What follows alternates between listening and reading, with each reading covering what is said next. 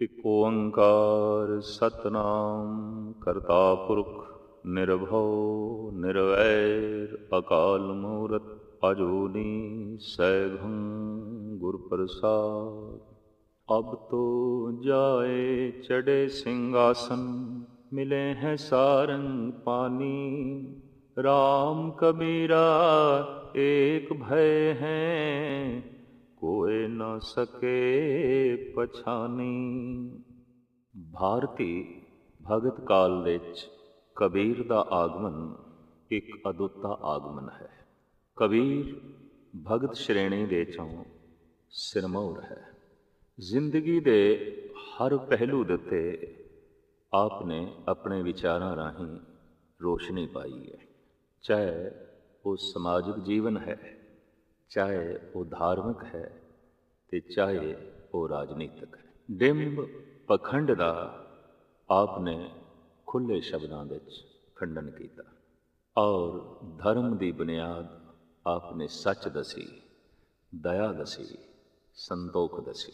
ਜੇਠ ਦੀ ਪੂਰਨਮਾਸੀ ਬਿਕਮੇ ਸੰਮਤ 1455 ਵਿੱਚ ਕਬੀਰ ਦਾ ਜਨਮ ਬਨਾਰਸ ਵਿੱਚ ਨੀਮੂ ਨੀਰਾ ਜੁਲਾਹੇ ਦੇ ਘਰ ਹੋਇਆ। ਇਹ ਮਜ਼ਹਬ ਤੋਂ ਮੁਸਲਮਾਨ ਸਨ, ਪਰ ਕਬੀਰ ਦੇ ਸੰਸਕਾਰ ਹਿੰਦੂ ਮੁਸਲਿਮ ਤੋਂ ਬਾਲਾਤਰ ਔਰ ਉਹਨਾਂ ਨੇ ਬਕਾਇਦਾ ਐਸਾ ਆਖਿਆ ਵੀ ਹੈ, ਨਾ ਹਮ ਹਿੰਦੂ ਨਾ ਮੁਸਲਮਾਨ ਅਲ ਹੈ ਰਾਮ ਕੇ ਪਿੰਡ ਪਰਾਂ। ਰਾਮ ਆਖਣ ਵਿੱਚ ਮੈਨੂੰ ਕੋਈ ਇਤਰਾਜ਼ ਨਹੀਂ, ਅੱਲਾ ਨੂੰ ਮੰਨਣ ਵਿੱਚ ਮੈਨੂੰ ਕੋਈ ਇਨਕਾਰ ਨਹੀਂ, ਲੇਕਿਨ ਮੈਂ ਹਿੰਦੂ ਨਹੀਂ, ਮੈਂ ਮੁਸਲਿਮ ਨਹੀਂ। ਜਿਸ ਤਰ੍ਹਾਂ ਸੂਰਜ ਦਾ ਚਾਨਣਾ ਸਾਰਿਆਂ ਲਈ ਆਉਂਦਾ ਹੈ, ਕਬੀਰ ਦੇ ਵਿਚਾਰ ਸਰਬ ਸਾਂਝੇ ਨੇ, ਸਾਰਿਆਂ ਲਈ ਨੇ। ਆਮ ਅਵਤਾਰੀ ਤੇ ਭਗਤਾਂ ਦੇ ਜਨਮ ਦੀ ਤਰ੍ਹਾਂ ਆਪ ਦਾ ਵੀ ਜਨਮ ਕਾਲ ਬੜੇ ਰਹੱਸਮਈ ਢੰਗ ਦੇ ਨਾਲ ਬਤੀਤ ਹੋਇਆ।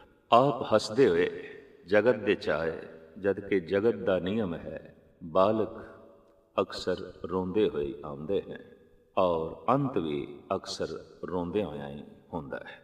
ਪਰਮ ਪੁਰਖ ਦੀ ਇਹ ਪਹਿਚਾਨ ਹੈ, ਹੱਸਦਾ ਹੋਇਆ ਆਉਂਦਾ ਹੈ, ਹੱਸਦਾ ਹੋਇਆ ਜੀਵਦਾ ਹੈ, ਹੱਸਦਾ ਹੋਇਆ ਰੁਖਸਤ ਹੋ ਜਾਂਦਾ ਹੈ।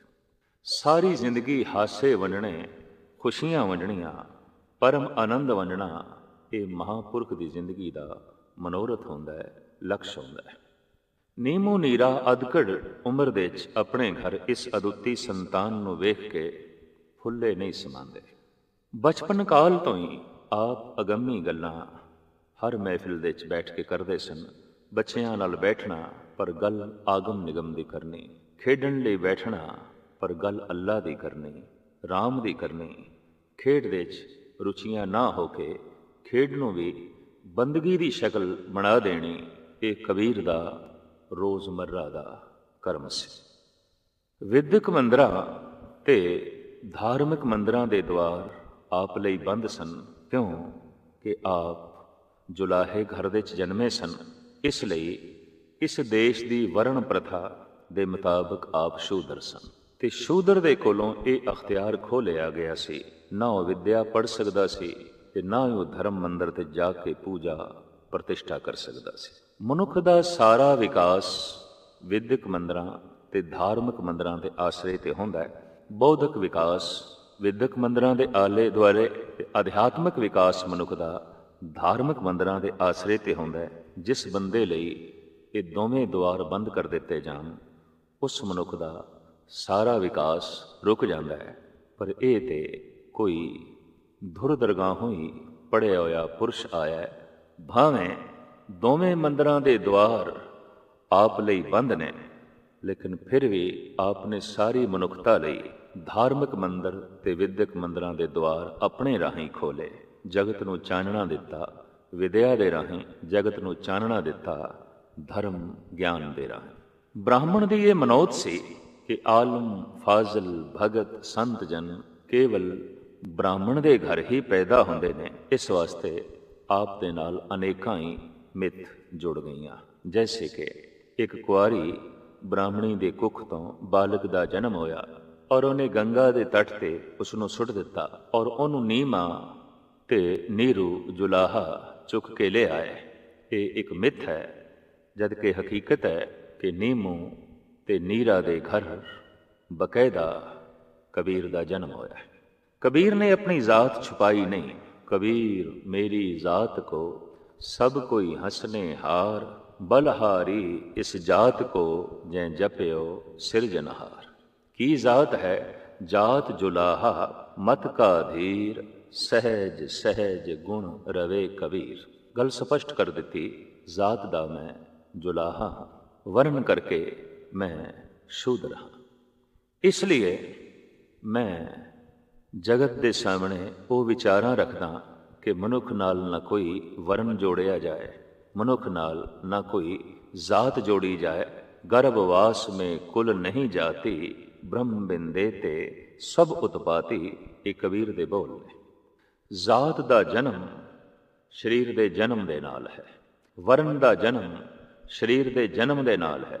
ते कबीर कहंदे मैं इस शरीर तो पहले भी सी, जद मैं पहले भी सी ते इस वरण का, इस जात का मेरे नाल जोड़ना एक बच्चों की खेल है। लेकिन बड़े बड़े आलम विद्वान भी कई दफ़ा इस तरह की बच्चों की खेल करते हैं। सारी मनुखता नूं साडे देश के मुखी लोगों ने 4 हिस्सों में वंड के रखिया होया सी, जिस तो कबीर बिल्कुल इनकारी होए। इस वंड नूं मनण तो आपने बिल्कुल इनकार कर दिता। आपने स्पष्ट रूप में कह दिता, जे तू ब्राह्मण ब्राह्मणी जाया, तो आन बाट काहे नहीं आया। तुम कत ब्राह्मण हम कत सूद, हम कत लोहू तुम कत दूध। मेरे शरीर नूं कोई चीरे ते लहू निकलदा है, पर ऐ ब्राह्मण तेरे शरीर नूं कोई चीरे ते दुध थोड़ी निकलदा है, उस दे विच भी ते लहू ही निकलदा है। मेरे शरीर दे अंदर हड्ड मांस मिंज और दुर्गंधी इत्यादि है, तेरे शरीर दे विच भी ते यही कुछ है। शरीरक तल ते अपने ब्राह्मण होने का सबूत दे कि तेरे ते मेरे च फर्क की है। फर्क होंदा है मन दे च, फर्क होंदा है विचारां दे च, फर्क होंदा है सोचने दे च। और मेरे विचारां दे च परमात्मा है, मेरे विचारां दे च सच है, मेरे विचारां दे च ईश्वर है, मेरी सोच मंडल दे च परमात्मा है। इस वास्ते मैं ते उसनूं ब्राह्मण मनदा। कहो कबीर जो ब्रह्म विचारे, सो ब्राह्मण कहियत है हमारे। शरीर दे तल ते ना कोई नीवा है ना कोई उच्चा है, विचार दे तल ते मनुख नीवा है, मनुख उच्चा है। हकीकत है जिस दे विचार नीवे ने वो नीवा है, जिस दे विचार उच्चे ने वो उच्चा है। तो कबीर कहंदे मेरे विचार ब्रह्म जैसे ने, पर अक्सर मनुख की दृष्टि शरीर ते ही रुकती है। कैसी एक अगम्मी गाथा है साडे देश दे प्रचलित कि ऋषि अष्टावकर जो अपने शरीर दे 8 बल रखते सन, लत्तां टेढ़ियां, बावां टेढ़ी, गर्दन टेढ़ी, गर्म जो है लक टेढ़ा, गरस के सारा शरीर 8 बलों दे बकायदा विंगा होया होया।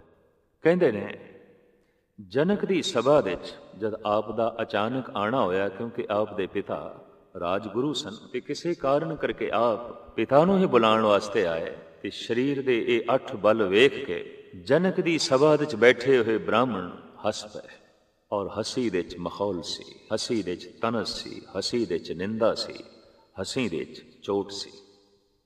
चोट करनी होवे किसे ते मनुख रो के भी चोट कर सकता है, हस के भी चोट कर सकता है। चोट करनी होवे किसे ते मनुख ने तां ओ अपमान करके भी चोट कर सकता है, सन्मान दे के भी चोट कर सकता है। चोट करनी होवे किसे ते हकीकत है किसे दी इज्जत करके भी चोट की जा सकती है, बेइज्जती करके भी चोट की जा सकती है। किसे दा देना भी दरअसल खोना होंदा है, ते कई दफ़ा किसे दा खोना भी वास्तविक देना होंदा है। इस हंसी दे बहुत गहरी चोट सी अष्टावकर नूं लगी। आपने सुते सिदकिया, राजन अज पता चलिया तेरी महफिल दे चमार बैठे ने, मैं ते समझिया सी ब्राह्मण होणगे। अज पता चलिया तू शूदरां दे घिरिया होया है। महापुरुष की दृष्टि शूदर ओ जिस दे विचार नहीं ने, तू ते शूदरां दे घिरिया होया है। ये सब चमार बैठे ने, जनक ने आख्या, ऋषि जी चमार कैसे? तो आपने कहा, इन्होंने मेरी चमड़ी वेखी है, इन्होंने मेरा शरीर वेख्या है। ਤੇ ਚਮਾਰ ਉਹ ਹੈ ਜਿਹਦੀ ਦ੍ਰਿਸ਼ਟੀ ਚਮੜੇ ਤੇ ਹੈ, ਜਿਸ ਦੀ ਦ੍ਰਿਸ਼ਟੀ ਸਰੀਰ ਤੇ ਹੈ, ਜਿਸ ਦੀ ਦ੍ਰਿਸ਼ਟੀ ਮਨ ਤੇ ਹੈ ਉਹ ਮਨੋਵਿਗਿਆਨੀ ਹੈ, ਤੇ ਜਿਸ ਦੀ ਦ੍ਰਿਸ਼ਟੀ ਆਤਮਾ ਤੇ ਹੈ ਉਹ ਸੰਤ ਹੈ, ਭਗਤ ਹੈ, ਗੁਰਮੁਖ ਹੈ। ਇਹਨਾਂ ਦੀ ਦ੍ਰਿਸ਼ਟੀ ਮੇਰੇ ਸਰੀਰ ਤੇ ਹੈ। ਇਹ ਚਮਾਰ ਨੇ, ਇਹ ਮੇਰੇ ਮਨ ਤੱਕ ਵੀ ਨਹੀਂ ਪਹੁੰਚੇ। ਇਹਨਾਂ ਨੂੰ ਵਿਦਵਾਨ ਮੰਨਾਂ ਤੇ ਮੈਂ ਕਿਸ ਤਰ੍ਹਾਂ ਮੰਨਾਂ? ਇਹਨਾਂ ਨੂੰ ਦਾਰਸ਼ਨਿਕ ਵਿਚਾਰਕ ਮੈਂ ਮੰਨਾਂ ਤੇ ਕਿਸ ਤਰ੍ਹਾਂ ਮੰਨਾਂ? ਇਹਨਾਂ ਦੀ ਤੈਅ ਕੁਛ ਵੀ ਨਹੀਂ ਹੈ। ਇਹਨਾਂ ਦੀ ਦ੍ਰਿਸ਼ਟੀ ਬਹੁਤ ਥੋਥੀ ਹੈ ਔਰ ਉੱਪਰਲੀ ਹੈ। ਔਰ ਆਪਣੇ ਵਿਚਾਰਾਂ ਦੇ ਰਾਹੀਂ ਅਹਿਸਾਸ ਕਰਾ ਦਿੱਤਾ ਜਨਕ ਨੂੰ, ਭਾਵੇਂ ਮੇਰੇ ਸਰੀਰ ਵਿੱਚ 8 ਬਲ ਨੇ ਪਰ ਮੇਰੇ ਮਨ ਵਿੱਚ ਇੱਕ ਬਲ ਵੀ ਨਹੀਂ। ਭਾਵੇਂ ਇਹਨਾਂ ਬ੍ਰਾਹਮਣਾਂ ਦੇ ਸਰੀਰ ਵਿੱਚ ਕੋਈ ਬਲ ਨਹੀਂ ਪਰ ਇਹਨਾਂ ਦੇ ਮਨ ਵਿੱਚ ਲੱਖਾਂ ਹੀ ਬਲ ਨੇ, ਲੱਖਾਂ ਹੀ ਵਿੰਗ ਨੇ, ਲੱਖਾਂ ਹੀ ਟੇੜਾਪਨ ਹੈ। ਤੋ ਹਕੀਕਤ ਹੈ ਭਗਤ ਕਬੀਰ ਜੀ ਦਾ ਐਸਾ ਕਹਿਣਾ, ਜੇ ਤੂੰ ਬ੍ਰਾਹਮਣ ਬ੍ਰਾਹਮਣੀ ਜਾਇਆ ਤੋ ਆਨ ਬਾਟ ਕਾਹੇ ਨਹੀਂ ਆਇਆ। ਵੀ ਜਿਸ ਢੰਗ ਨਾਲ ਜਗਤ ਤੇ ਮੈਂ ਆਇਆ, ਇਹ ਬ੍ਰਾਹਮਣ ਤੇਰਾ ਵੀ ਆਉਣ ਦਾ ਢੰਗ ਹੋਈ ਹੈ। ਮਾਂ ਬਾਪ ਦੇ ਜ਼ਰੀਏ ਮੈਂ ਆਇਆ, ਮਾਂ ਬਾਪ ਦੇ ਜ਼ਰੀਏ ਤੂੰ ਆਇਆ। ਮੇਰੇ ਸਰੀਰ ਵਿੱਚ ਲਹੂ ਹੈ, ਤੇਰੇ ਸਰੀਰ ਵਿੱਚ ਵੀ ਲਹੂ ਹੈ, ਕੋਈ ਦੁੱਧ ਨਹੀਂ ਹੈ। ਫਿਰ ਤੂੰ ਬ੍ਰਾਹਮਣ ਕੈਸਾ ਤੇ ਮੈਂ ਸ਼ੂਦਰ ਕੈਸਾ? ਹਕੀਕਤ ਹੈ ਕਿ ਕਹੋ ਕਬੀਰ ਜੋ ਬ੍ਰਹਮ ਵਿਚਾਰੇ, ਸੋ ਬ੍ਰਾਹਮਣ ਕਹੀਅਤ ਹੈ ਹਮਾਰੇ। ਜੁਲਾਹੇ ਦੇ ਘਰ ਜਨਮ ਲੈ ਕੇ ਤੇ ਇਤਨੀਆਂ ਫਿਲਸਫੇ ਪੂਰਤ ਗੱਲਾਂ ਕਰਨੀਆਂ, ਬ੍ਰਹਮ ਦੀ ਵਿਚਾਰ ਦੇਣੀ, ਦਰਅਸਲ ਇਹ ਅਖੌਤੀ ਹੰਕਾਰੀ ਬ੍ਰਾਹਮਣਾਂ ਨੂੰ ਚੰਗਾ ਨਾ ਲੱਗੇ। ਐਸਾ ਦੌਰ ਚੱਲਿਆ ਬਨਾਰਸ ਵਿੱਚ, ਆਪ ਦੇ ਉੱਤੇ ਤਰ੍ਹਾਂ ਤਰ੍ਹਾਂ ਦੇ ਇਲਜ਼ਾਮ ਲੱਗੇ। ਔਰ ਇਹ ਇਲਜ਼ਾਮ ਪ੍ਰਥਮ ਬ੍ਰਾਹਮਣਾਂ ਦੀ ਤਰਫੋਂ ਲੱਗੇ, ਫਿਰ ਮੌਲਵੀਆਂ ਦੀ ਤਰਫੋਂ ਲੱਗੇ। ਇਹ ਪਹਿਲਾ ਐਸਾ ਪੁਰਸ਼ ਬਨਾਰਸ ਦਾ ਜਿਹਦੇ ਨਾਲ ਇਹ ਦੋਵੇਂ ਫਿਰਕਿਆਂ ਦੇ ਮੁਖੀ ਸਹਿਮਤ ਨਾ ਹੋਏ। ਉਸ ਦਾ ਇੱਕ ਕਾਰਨ, ਜਦ ਮੌਲਵੀ ਨੇ ਕਿਹਾ ਨੀਰੂ ਜੁਲਾਹੇ ਨੂੰ ਕਿ ਪੁੱਤਰ ਤੇਰਾ ਹੁਣ 9 ਸਾਲ ਦਾ ਹੋ ਗਿਆ, ਲਿਹਾਜ਼ਾ ਇਸ ਦੀ ਸੁੰਨਤ ਕਰਾਓ, ਔਰ ਇਹ ਬਕਾਇਦਾ ਸ਼ਰ੍ਹਾ ਦਾ ਆਧਾਰ ਨਹੀਂ ਹੋਵੇ। ਕਹਿੰਦੇ ਨੇ ਮਾਂ ਬਾਪ ਰਾਜ਼ੀ ਹੋਏ ਵੀ ਠੀਕ ਹੈ। ਔਰ ਇਸਲਾਮੀ ਜਗਤ ਵਿੱਚ ਸੁੰਨਤ ਇੱਕ ਬਹੁਤ ਖੁਸ਼ੀ ਦਾ ਦਿਨ ਗਿਣਿਆ ਜਾਂਦਾ ਹੈ। ਮਿਠਾਈ ਵੰਡੀ ਜਾਂਦੀ ਹੈ, ਮਹਿਮਾਨਾਂ ਨੂੰ ਭੋਜ ਖਾਣਾ ਖਿਲਾਇਆ ਜਾਂਦਾ ਹੈ, ਆਓ ਭਗਤ ਕੀਤੀ ਜਾਂਦੀ ਹੈ।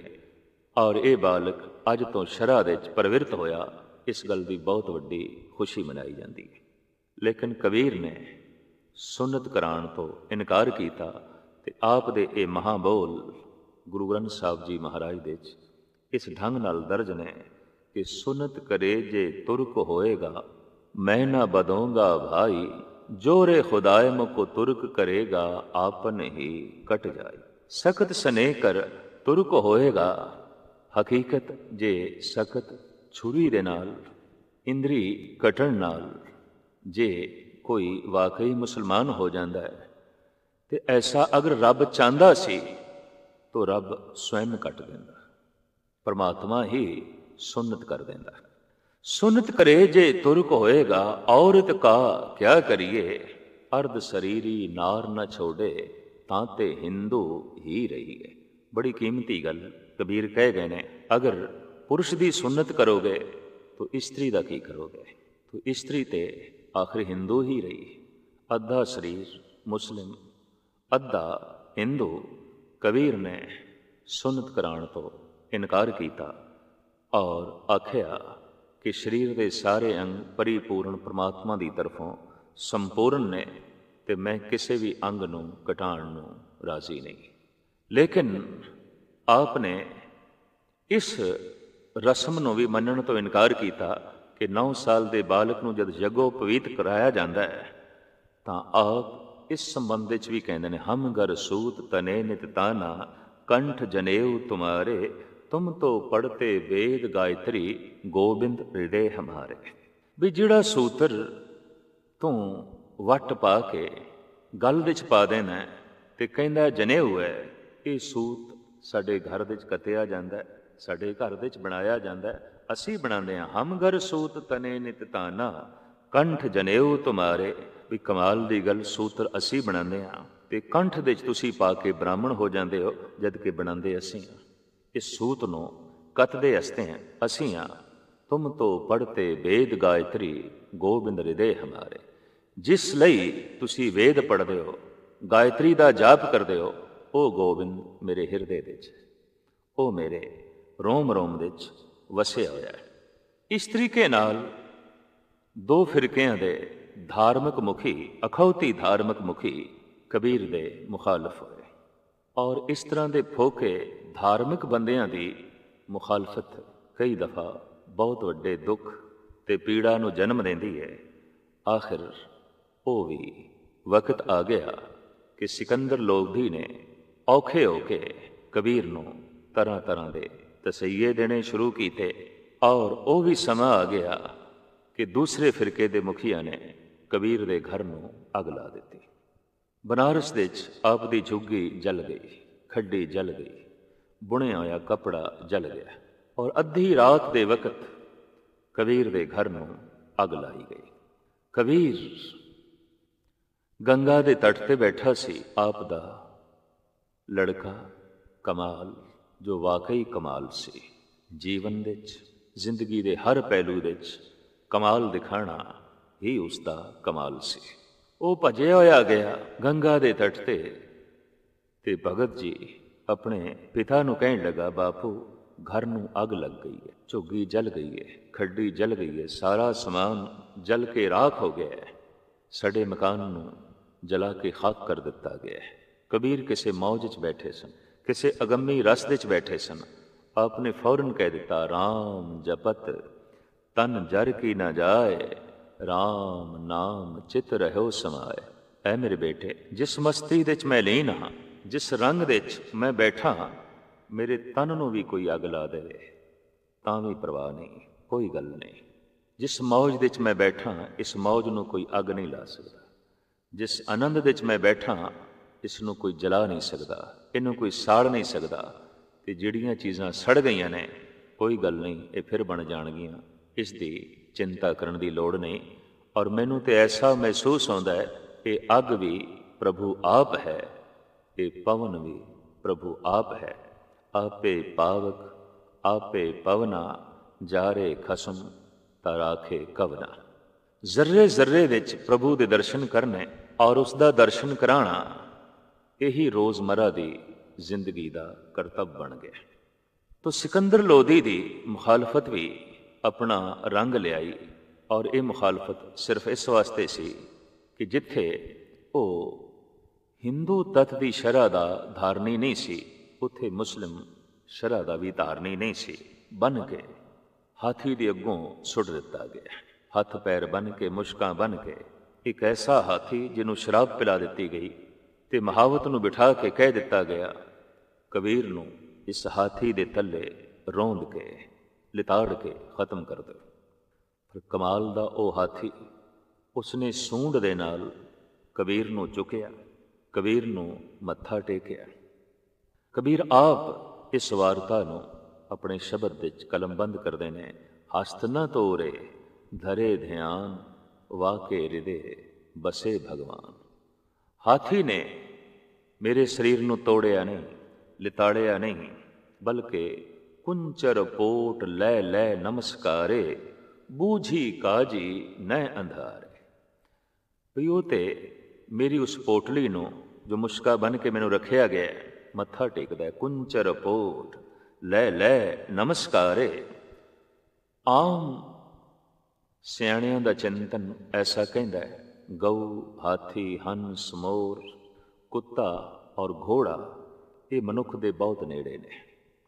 ਇਹ ਸੋਚਦੇ ਨੇ, ਇਹਨਾਂ ਦੇ ਅੰਦਰ ਸੋਚ ਦਾ ਮਾਦਾ ਉਤਪੰਨ ਹੋ ਸਕਦਾ ਹੈ ਜਾਂ ਉਤਪੰਨ ਹੋ ਗਿਆ।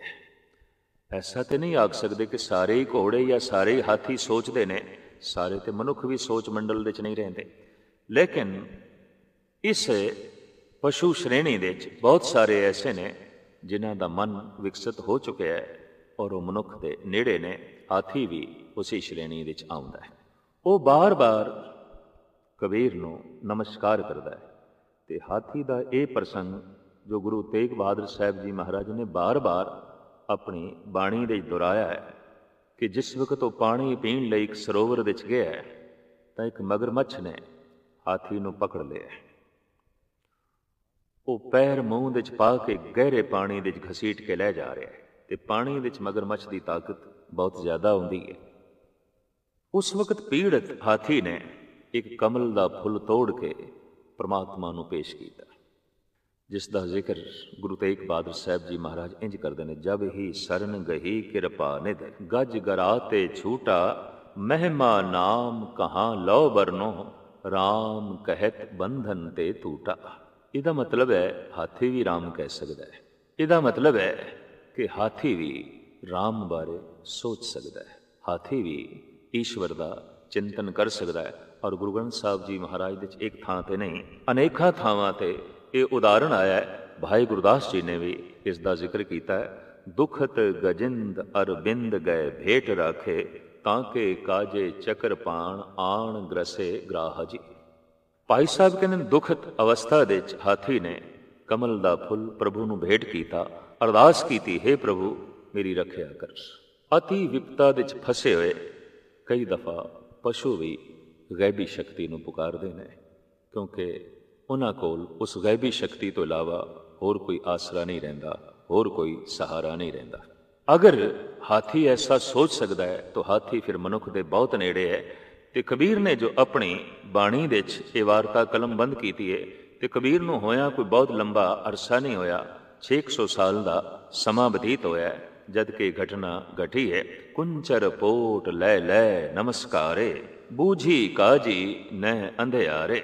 ਕਬੀਰ ਕਹਿੰਦੇ ਨੇ ਕਮਾਲ ਦੀ ਗੱਲ, ਹਾਥੀ ਦੀ ਅੱਖਾਂ ਖੁੱਲੀਆਂ ਨੇ, ਉਹ ਮੇਰੀ ਅਸਲੀਅਤ ਵੇਖ ਰਿਹਾ ਹੈ, ਪਰ ਕਾਜ਼ੀ ਨੂੰ ਤੇ ਸਿਕੰਦਰ ਲੋਧੀ ਨੂੰ ਅਸਲੀਅਤ ਨਹੀਂ ਦਿਖਾਈ ਦਿੰਦੀ। ਔਖਾ ਹੋ ਗਿਆ ਸਿਕੰਦਰ ਲੋਧੀ ਵੀ ਹਾਥੀ ਨੇ ਤੋੜਿਆ ਨਹੀਂ, ਹਾਥੀ ਨੇ ਕੁਚਲਿਆ ਨਹੀਂ, ਹਾਥੀ ਨੇ ਕਬੀਰ ਨੂੰ ਖਤਮ ਨਹੀਂ ਕੀਤਾ। ਤਾਂ ਅਹਿਲਕਾਰਾਂ ਨੂੰ ਕਿਹਾ ਇਹਨੂੰ ਚੁੱਕ ਕੇ ਗੰਗਾ 'ਚ ਸੁੱਟ ਦਿਓ। ਗੰਗਾ ਆਪਣੇ ਜੋਬਨ ਤੇ ਚੜੀ ਹੋਈ ਸੀ, ਭਾਦਰੋਂ ਦਾ ਮਹੀਨਾ ਸੀ, ਅਥਾਹ ਪਾਣੀ ਵਗ ਰਿਹਾ ਸੀ। ਆਖਰ ਕਬੀਰ ਨੂੰ ਚੁੱਕ ਕੇ ਗੰਗਾ ਦੇ ਗਹਿਰੇ ਪ੍ਰਵਾਹ ਵਿੱਚ ਸੁੱਟ ਦਿੱਤਾ ਗਿਆ। ਆਪ ਦੇ ਉੱਥੇ ਵੀ ਬਹੁਤ ਸੁੰਦਰ ਬੋਲ ਨੇ ਜੋ ਗੁਰੂ ਗ੍ਰੰਥ ਸਾਹਿਬ ਜੀ ਮਹਾਰਾਜ ਦੇ ਵਿੱਚ ਦਰਜ ਨੇ। ਗੰਗਾ ਕੀ ਲਹਿਰ ਮੇਰੀ ਟੂਟੀ ਜ਼ੰਜੀਰ ਮ੍ਰਿਗ ਛਾਲਾ ਪਰ ਬੈਠੇ ਕਬੀਰ। ਜਿਹੜੀਆਂ ਲਹਿਰਾਂ ਬੰਦੇ ਨੂੰ ਡੋਬ ਕੇ ਰੱਖ ਦਿੰਦੀਆਂ ਨੇ, ਉਹਨਾਂ ਲਹਿਰਾਂ ਨੇ ਕਬੀਰ ਦੀਆਂ ਜ਼ੰਜੀਰਾਂ ਹੀ ਤੋੜ ਦਿੱਤੀਆਂ। ਇਸ ਨੂੰ ਇੱਕ ਉਰਦੂ ਦਾ ਸ਼ਾਇਰ ਇੰਜ ਕਹਿੰਦਾ ਹੈ, ਫਾਨੂਸ ਬਨ ਕੇ ਜਿਸ ਕੀ ਹਿਫਾਜ਼ਤ ਹਵਾ ਕਰੇ वो शमा कब बुझे जिसे रोशन खुदा करे। हवा ही जिस दीवे दी हिफाजत करे उस दीवे नूं कौन बुझाएगा। लहरां ही जिस मनुख नूं पारले कंडे ते लै जान, किनारे ते लाण, उस बंदे नूं डोबना बड़ा औखा है। दुख ही जिस बंदे नूं ज्ञान दे जान, शिक्षा दे जान और भव सागर तो पार होण दी प्रेरणा दे जान, ऐसे बंदे नूं दुखी करना बहुत औखा है। ऐसे बंदे नूं पीड़ित करना बहुत औखा है।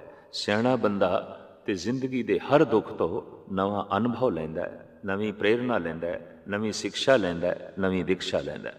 तो आप कहंदे ने गंगा की लहर मेरी टूटी जंजीर मृग छाला पर बैठे कबीर। और आप साफ कहंदे ने मन न डरे तन काहे को डगाए चरण कमल चित रहो समाए। ਮਨ ਪ੍ਰਭੂ ਦੇ ਚਰਨ ਨਾਲ ਐਸਾ ਜੁੜਿਆ ਕਿ ਜਦ ਮਨ ਡਰਦਾ ਹੀ ਨਹੀਂ ਤੇ ਇਹ ਸਿਕੰਦਰ ਸਰੀਰ ਦੇ ਭਾਵੇਂ ਤੂੰ ਟੁਕੜੇ ਟੁਕੜੇ ਕਰ ਦੇ, ਸਰੀਰ ਦੇ ਭਾਵੇਂ ਤੂੰ ਪੁਰਜ਼ੇ ਪੁਰਜ਼ੇ ਕਰ ਦੇ, ਇਹ ਸਿਕੰਦਰ ਲੋਧੀ ਮੈਂ ਸਰੀਰ ਦੇ ਤਲ ਤੋਂ ਉੱਚਾ ਜੀ ਰਿਹਾ। ਸਰੀਰ ਨੂੰ ਭਾਵੇਂ ਤੂੰ ਡੋਬ ਦੇ, ਸਰੀਰ ਨੂੰ ਭਾਵੇਂ ਤੂੰ ਕੱਟ ਦੇ, ਸਰੀਰ ਨੂੰ ਭਾਵੇਂ ਤੂੰ ਛਲਣੀ ਕਰ ਦੇ, ਸਰੀਰ ਦੇ ਭਾਵੇਂ ਤੂੰ ਪੁਰਜ਼ੇ ਪੁਰਜ਼ੇ ਕਰ ਦੇ, ਮੇਰਾ ਮਨ ਡਰਦਾ ਹੀ ਨਹੀਂ। ਵਾਕਈ ਵੱਡੇ ਵੱਡੇ ਕੰਮ ਸੰਸਾਰ ਵਿੱਚ ਉਹਨਾਂ ਮਨੁੱਖਾਂ ਨੇ ਕੀਤੇ ਨੇ ਜੋ ਸਰੀਰ ਦੇ ਤਲ ਤੋਂ ਥੋੜ੍ਹਾ ਜਿਹਾ ਉੱਚਾ ਜੀਵਦੇ ਨੇ, ਜੋ ਸਰੀਰ ਦੇ ਮੋਹ ਵਿੱਚ, ਸਰੀਰ ਦੀ ਪਕੜ ਵਿੱਚ ਜੀਵਦੇ ਨੇ। ਖਿਮਾ ਕਰਨੀ ਉਹ ਮਨੁੱਖ ਕਦੀ ਵੀ ਸੰਸਾਰ ਵਿੱਚ ਕੋਈ ਖਾਸ ਕੰਮ, ਮਹਾਨ ਕੰਮ ਨਹੀਂ ਕਰ ਸਕੇ ਔਰ ਹਮੇਸ਼ਾ ਹੀ ਜ਼ਿੰਦਗੀ ਦੀ ਦੌੜ ਵਿੱਚ ਪਛੜੇ ਜੋ ਹੈ ਰਹਿ ਜਾਂਦੇ ਨੇ।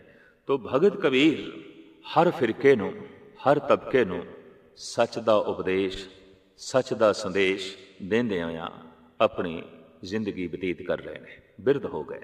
ਬੁਢਾਪਾ ਹੋ ਗਿਆ ਤੇ ਆਪ ਨੇ ਬਨਾਰਸ ਛੱਡਣ ਦਾ ਫੈਸਲਾ ਕੀਤਾ। ਸਗਲ ਜਨਮ ਸਿਵਪੁਰੀ ਬਿਤਾਇਆ, ਮਰਤੀ ਬਾਰ ਮਗਹਰ ਉੱਠਦਾਇਆ। ਆਪ ਸਵੈਮ ਕਹਿੰਦੇ ਨੇ ਕਿ ਮੇਰਾ ਅੰਤਿਮ ਸਮਾਂ ਜਦ ਆਇਆ ਤਾਂ ਮੈਂ ਮਗਹਰ ਚਲਾ ਗਿਆ। ਕਿਉਂ? ਜੋ ਤਨ ਕਾਸੀ ਤਜੇ ਕਬੀਰਾ, ਰਮਈਏ ਕਹਾਂ ਨਾ ਹੋ ਰਾ। ਫਿਰ ਰਾਮ ਦਾ ਕੀ ਅਹਿਸਾਨ ਕਿ ਮੈਂ ਬਨਾਰਸ ਦੇ 'ਚ ਪ੍ਰਾਣ ਤਿਆਗ ਕੇ ਸ਼ਿਵਾਂ ਦੀ ਪੁਰੀ ਚਲਾ ਜਾਵਾਂ, ਮੋਕਸ਼ ਨੂੰ ਪ੍ਰਾਪਤ ਕਰਾਂ, ਤੇ ਮੇਰੀ ਬੰਦਗੀ ਦਾ ਕੀ ਲਾਭ, ਮੇਰੇ ਕੀਤੇ ਹੋਏ ਜਪ ਤਪ ਦਾ ਕੀ ਲਾਭ। ਇਸ ਵਾਸਤੇ ਆਪ ਆਪਣੀ ਪਤਨੀ ਨੂੰ ਮੁਖਾਤਬ ਕਰਦੇ ਹੋਏ ਕਹਿੰਦੇ ਨੇ, ਕਹਿਤ ਕਬੀਰ ਸੁਨੋਰੀ ਲੋਈ, ਪਰਮ ਨ ਭੂਲੋ ਕੋਈ, ਕਿਆ ਕਾਸੀ ਕਿਆ ਓ ਕਰ ਮਗਹਰ, ਰਾਮ ਹਿਰਦੇ ਜੋ ਹੋਈ। ਚਾਹੇ ਬਨਾਰਸ ਹੋਵੇ ਤੇ ਚਾਹੇ ਮਗਹਰ ਧਰਤੀ ਹੋਵੇ, ਰਾਮ ਨਾਮ ਦੇ ਲੀਨ ਜਿਹੜਾ ਪੁਰਸ਼ ਹੈ, ਚਾਹੇ ਬਨਾਰਸ ਦੇ ਸਮਾ ਜਾਏ ਤੇ ਚਾਹੇ ਮਗਹਰ ਦੇ ਸਮਾ ਜਾਏ, ਉਹ ਵਾਸਤਵਿਕ ਮੋਕਸ਼ ਗਤੀ ਨੂੰ ਪ੍ਰਾਪਤ ਹੁੰਦਾ ਹੈ, ਕਿਉਂਕਿ ਉਹਦੇ ਹਿਰਦੇ ਵਿੱਚ ਰਾਮ ਦਾ ਵਾਸਾ ਹੈ, ਉਸਦੇ ਹਿਰਦੇ ਵਿੱਚ ਈਸ਼ਵਰ ਦਾ ਵਾਸਾ ਹੈ। ਅਸਥਾਨ ਭੇਦ ਉਸ ਲਈ ਕੋਈ ਮੈਨੇ ਨਹੀਂ ਰੱਖਦਾ, ਕੋਈ ਅਹਿਮੀਅਤ ਨਹੀਂ ਰੱਖਦਾ। ਇਸ ਤਰ੍ਹਾਂ ਦੇ ਭਰਮ ਵਹਿਮ ਤੋਂ ਕਬੀਰ ਨੇ ਮਨੁੱਖਤਾ ਨੂੰ ਉੱਚਾ ਕੀਤਾ।